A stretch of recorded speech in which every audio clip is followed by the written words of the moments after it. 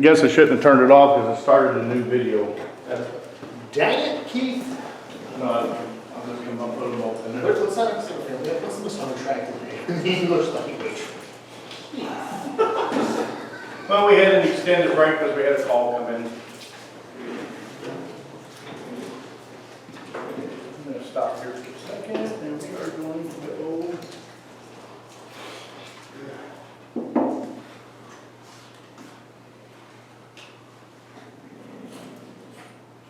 Hit the exit button on the keyboard. Or escape. There you go. So and we're gonna go to right here. Wife spends too much time in the bathroom. Where my videos go? Come on again. Colin, what have you been watching on YouTube that's a sponsored ad? I have no clue. It wasn't me. This is John's profile. We're gonna put so much snot on it. Basic, conventional, forcible entry, outward swinging door. No ideal H behind the door.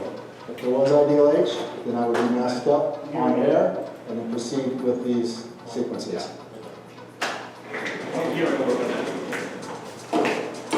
Initially, you're going to want to identify the door, metal frame, metal door, outward swinging.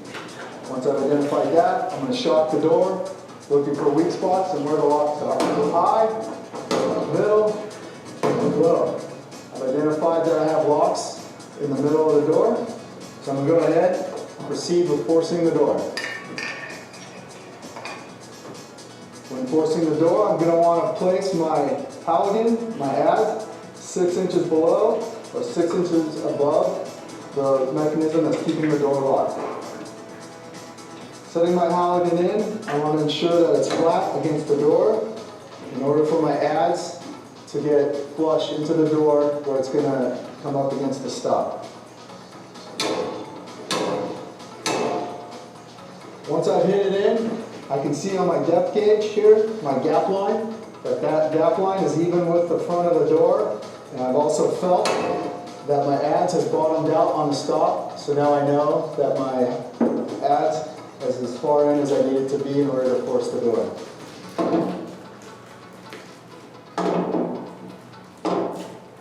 Now I'm going to go ahead, push down, push up in order to crush and create a gap in this space where I have my ads.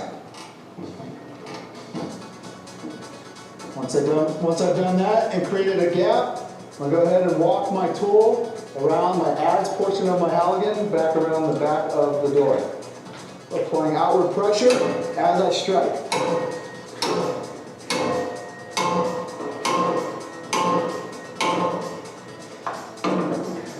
Once I've done that, I know I'm far enough in because now my set line on my ads has reached the front of the door.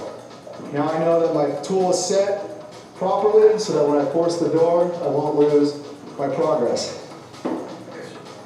Now on this tool, you're going to want to use the entire length of the tool in order to gain the proper mechanical advantage of this tool. So 30 inches on the tool, I know that I have about a 2-inch space in there. That's going to give me a 15-to-1 mechanical advantage. Once I get to this point, I can rotate my tool up to finish it off.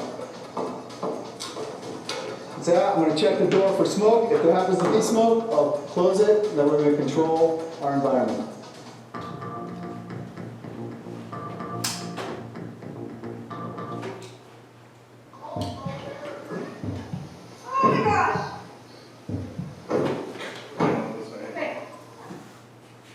Yeah, we're gonna go back to here.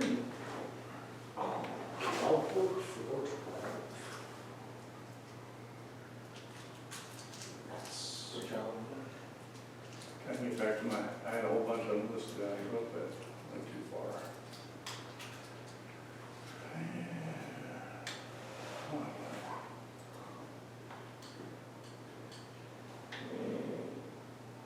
I don't know what he's trying to do. Trying to get their phone. The mouse ain't cooperating on this. That honestly might be right. I'm trying to sit it back. I don't know if that'll, because we went forward with that. Is that the TV remote right there? There we go, closer. And there we go, that's what I was looking for, my home.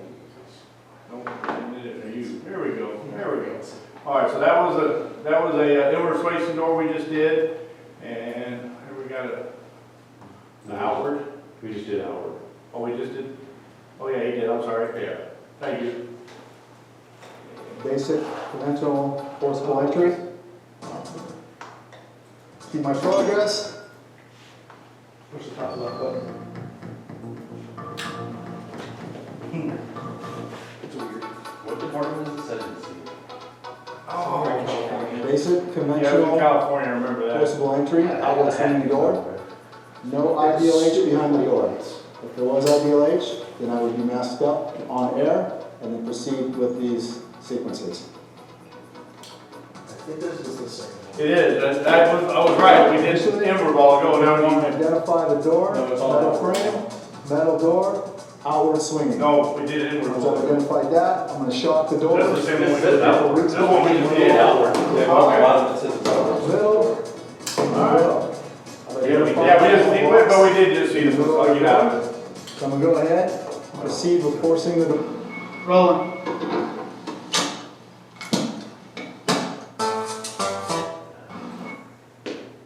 Rolling. 1, 2, 3.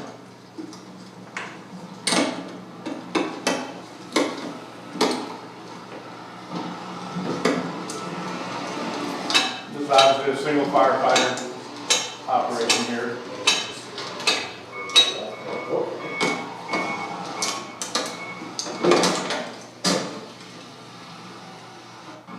Rolling.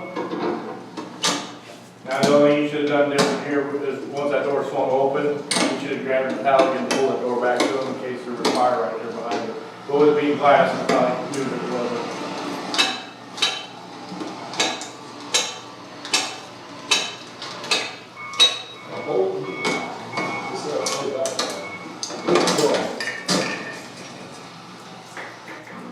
Rolling.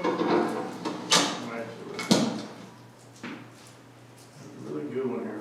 We're just going- Baseball swing.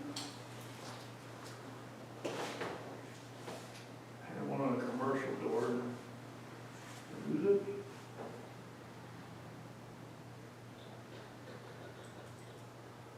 We'll lock out, we'll be able to throw the tumbler so we can access inside the building. There's a couple reasons why we'd want to do this. Non-emergency setting where we want to get into the structure, or if there's a light smoke condition that doesn't necessarily warrant a lot of damage, we want to be professional in being able to resecure the property, and this is one method we can do so. So we're going to come up with our K-tool, drop it over top, pull the mortise lock out of place, and be able to use the K-tool and deactivate the lock. So I'll bring our firefighters in. The K-tool is designed with channeled steel angles, so it'll bite the lock, grab a hold of it. The adze provide the fulcrum force to be able to pry it out of play. We're not trying to shear the lock out, we're trying to pull the lock out.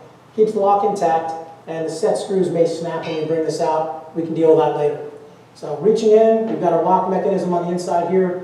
We're looking for the tumbler to travel from 5 to 7 and be able to get the lock to throw. We're going to want to take it out of play so we can open up the door from the frame. So reaching in with the K-tool, we're going to find the 5 o'clock or 7 o'clock position that it's set in.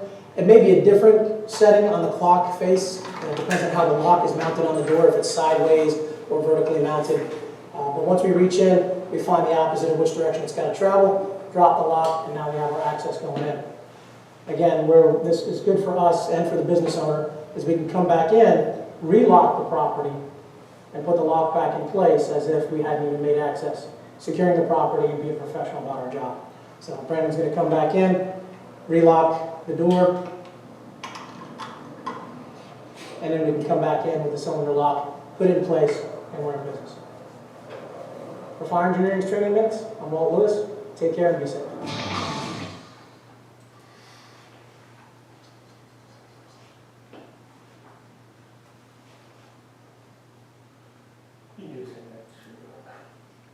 I chose Wix for my business because of its massive scope for functionality and freedom.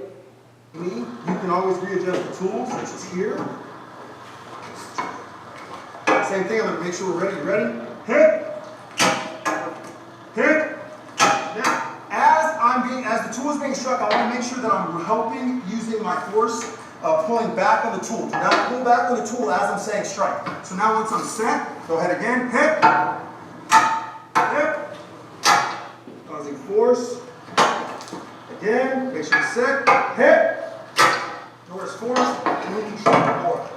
The only advantage to that is if at that point you didn't have the tool quite set, you want to make sure that you go to your second marker at the end of those forks to make sure that it's set. And once you apply force to the door, good athletic stance, it's always a good technique to check and see where engine crew is at, where that attack line is, and where you're on the fire ground. Not a bad idea when you control that door to get a quick peek check for civilians.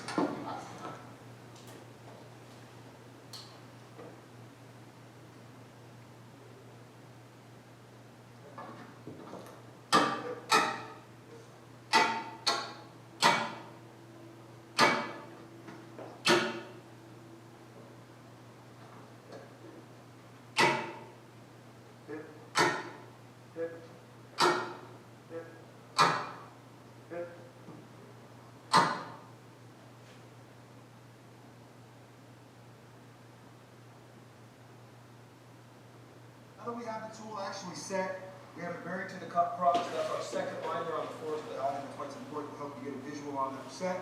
At this point, we're actually ready to force the door. Keep in mind here, we might lose a little bit of mechanical advantage with the 6-inch shirt, but that's okay. Make sure again that we check our hose line, fire attack, and we want to make sure that we give full force in an athletic stance and control position. If we come around to the back side here, you can just see as the forks are set how deep that is in the bar, working around the door, defeating the locking mechanisms, and now the tool is actually set. So now in good athletic stance, you're ready. We're going to apply force. Full PPE.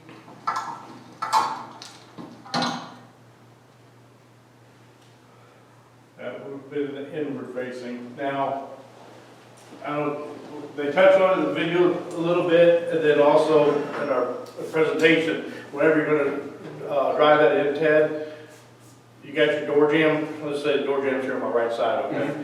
But whether you're doing an inward facing or an outward facing door, you always want to have the bevel part towards that door jamb in the beginning. Mm-hmm. Because that way, as he strikes it, you're prying each time. If you had it towards this way, you're going to be fighting yourself against that door jamb, right? Does that understanding? Yeah. Okay, you want to have that, put the back side of the bevel towards that door jamb. That way, as you pull it each time, you work your way around there. I want to make sure you understand that part.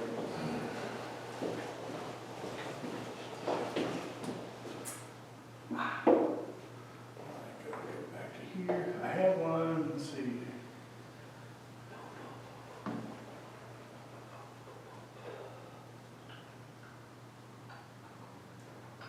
Here we go. I knew I'd find it.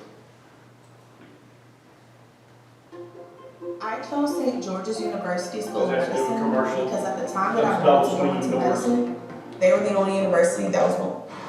Hey, this is Tilda from Truck 10. Today we're going to talk to you about commercial storefront doors. Talk about how to recognize the two different types, what to do, what not to do, and some different techniques on how to force this.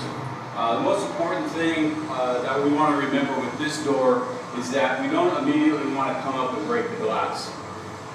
That's an easy way to get in, however, it really limits our ability to affect the flow path. Once we open this door or break this glass, we have a huge ventilation opening now that's just going to feed the fire. If our fire attack crews aren't ready to go, this fire is just going to get bigger. So we want to avoid breaking glass at all costs. Not to say that we're not going to do it, but as far as techniques goes, it's going to be down there after using the irons, the K-tool, or a couple other techniques we're going to talk about. All right, so the first thing I want to talk about is the door frame and the door itself. These are typically referred to as commercial storefront doors. They're aluminum frame or metal frame glass panel doors. It's a thicker gauge metal, so it's not going to bend too easy. The glass, depending on when it was installed, is either going to be plate glass, tempered, or safety glass. The new code for the city of Sacramento, any new construction is going to have safety glass, which is the same glass that's in your front windshield. If it's tempered and you break it, it'll break up into a bunch of little pieces. And if it's plate, obviously it's going to be bigger chunks. So this glass actually only goes in, it's set into this frame right to here. Most people think that the glass goes all the way to this end here, but it doesn't. It actually stops right here. So what they do is they put the glass in, and they take this piece of metal right there, and they press it in. So the next thing that we're looking at, we looked at the frame, we looked at the door. The last thing we want to look at is the locking mechanism. Now, there's only really one thing that you want to look at as you're approaching this door. There's two different style locking mechanisms. One is the mortise lock, the other one is panic hardware. And the way to tell the difference most of the time is by looking at this cylinder right here. If this cylinder looks like it does right now, it's just circle and there's a little cylinder guard around this, you know that it's a mortise lock. And right here you can see the deadbolt that gets thrown in there. Now that throw is about 2 inches long. There's two different styles. There's either a solid bolt that goes through, or there's a hook. Now if you walk up to this lock, and it's got a rectangle guard around it, so it'll still have this circular cylinder, but around it will be a rectangular guard, you know it's panic hardware. And the locking mechanisms for panic hardware are going to be two different locations. One will be down here in the threshold of the door. There'll be a pin from the door that goes into the bottom of the threshold. The second mechanism, and this is not always true, but most doors that I've installed in the last 10 years have this. There's a pin that comes down from the frame and it sits into the... We have a fire. We're going to pause for a minute. Good decision. Yeah. We got a structure fire in our district. We were mutual aid, so we're going to pause the training for just a few minutes. They want us to hit 13. I don't know, Ron just texted me.